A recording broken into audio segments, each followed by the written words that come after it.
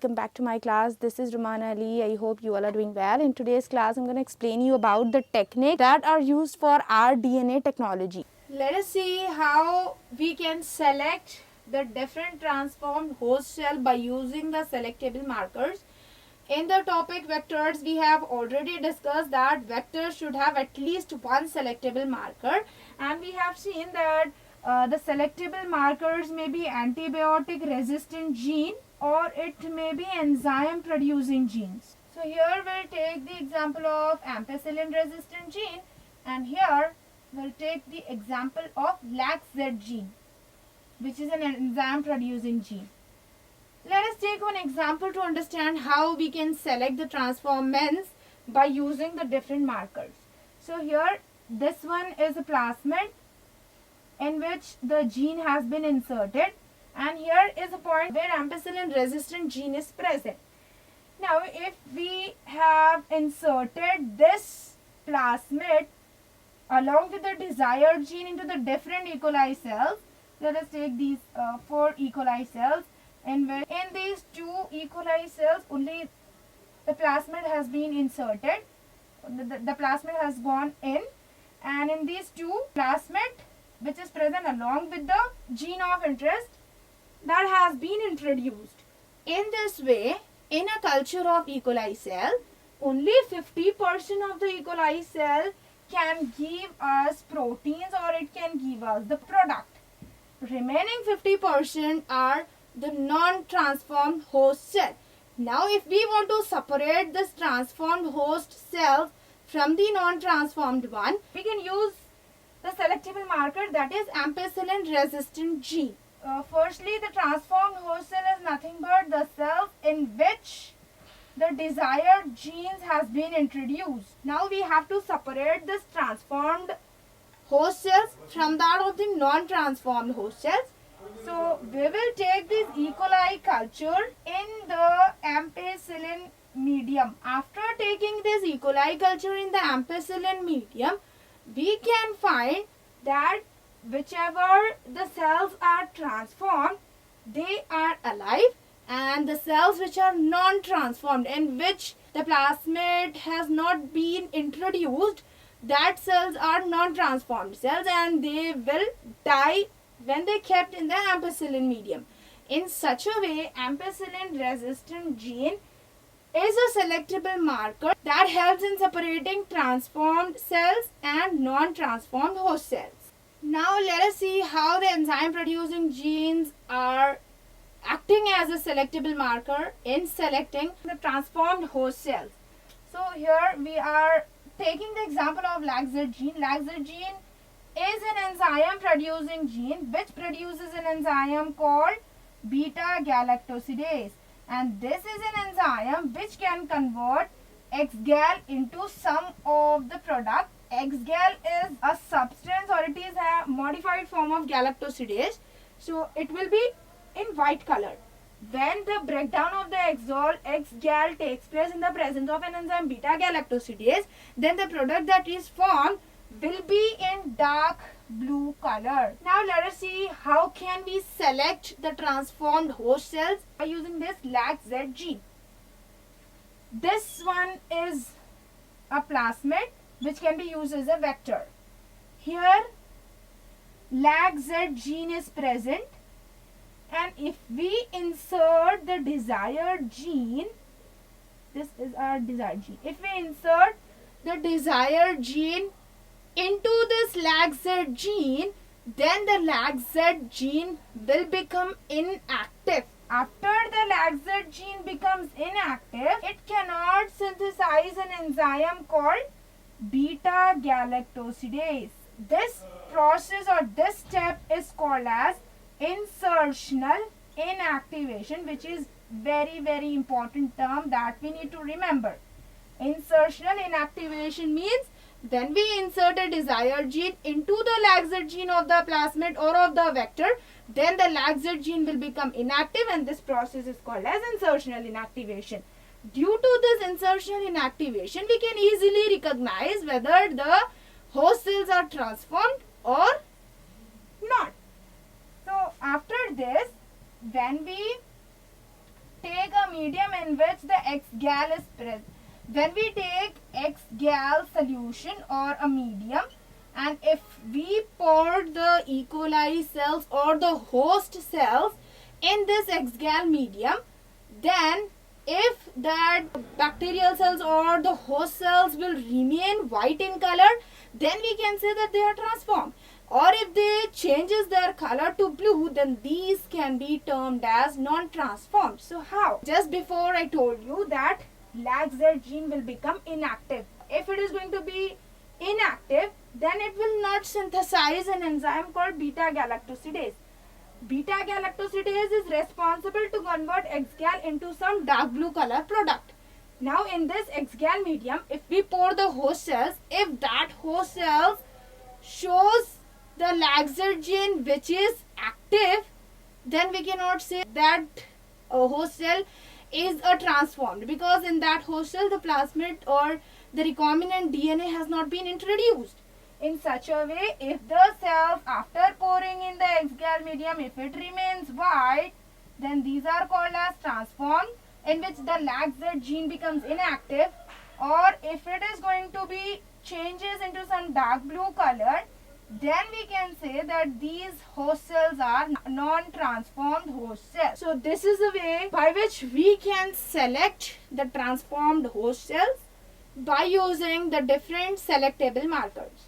So this is about the step selection of transformed host cell. The next step that we are going to discuss about is obtaining the product on a large scale. After the transformed host cells are separated from that of the non-transformed one, then that transformed cells or the recombinant one are going to undergo the division in some devices. The devices that are used to culture the recombinant or the transformed host cells, that devices are called as bioreactors, and the bioreactors are of two types. The first one is stir type and the second one is Parker. Both these contain a basic similar structure, but there are some differences that we are going to discuss now. So in the stir type bioreactor, we can see that a steel container is present which shows the curved bottom, and at the top a long shaft is present that goes in. This shaft contains blades, upper blades and the lower blades. The upper blades and the lower blades, both these type of blades will be showing different functions. They are present for the different reasons that we are going to discuss in a minute. And here an outlet is also present from which stuff is going to come out. An inlet is also present to maintain the steam. Steam can go in this bioreactor through the inlet, and this steam is used for the process of sterilization. Inlet is present for the purpose of sterilization. And we can also find a motor that is fitted here. This motor shows a long shaft that goes in, and it also shows and that long shaft shows the presence of blades. Here we can find pH probe. This is a probe that helps in maintaining the pH value. pH adjustment can be done by using this pH probe. If the medium becomes too acidic, then we can add some basic substances or inoculum into this bioreactor or into the medium through this pH probe. Or if the medium becomes too basic, then we can add some acidic substances through this pH probe. In this way, pH probe helps in pH adjustment, or it helps in maintaining the pH of the medium. So this is about the parts that are present in the stir type of bioreactor. Stir type of bioreactor is designed in this way.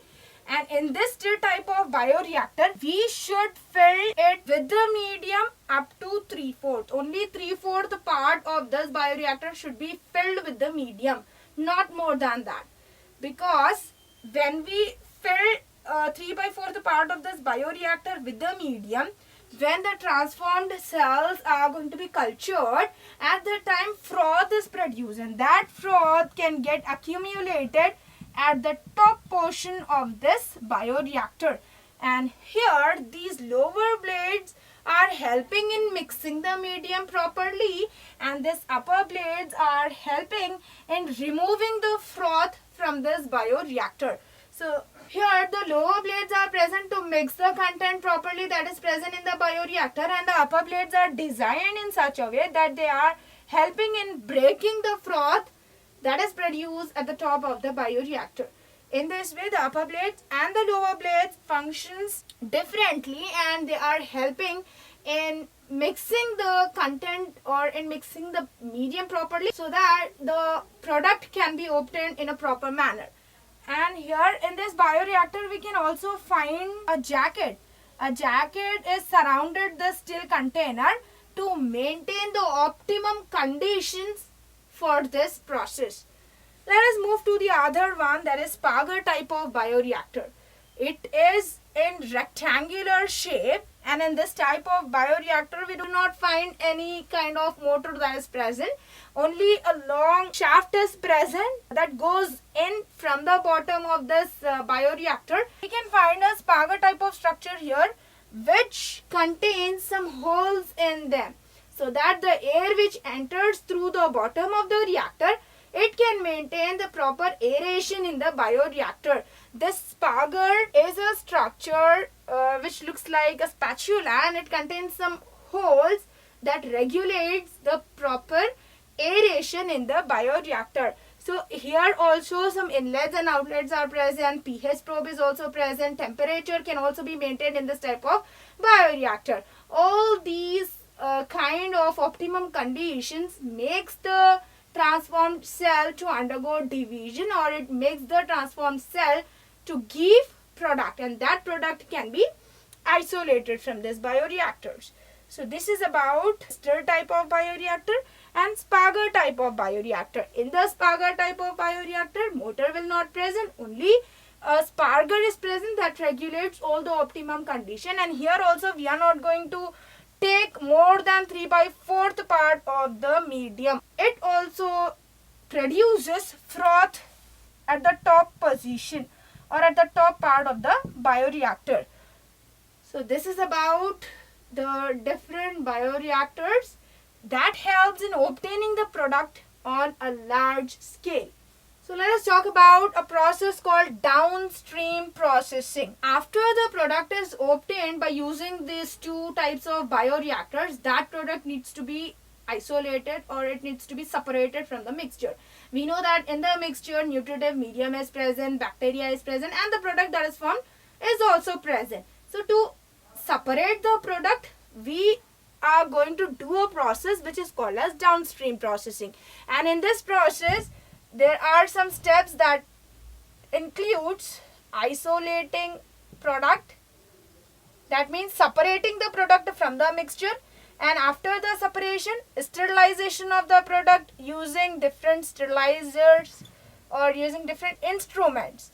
After the sterilization of the product, testing needs to be done whether the product obtained is good for the human consumption, whether it is good for use or not. That testing can be done in the different testing centers, and after testing of the product, packaging needs to be done. So after the products gets packed, they can be sold in a market, or these packed products are available for commercial scale.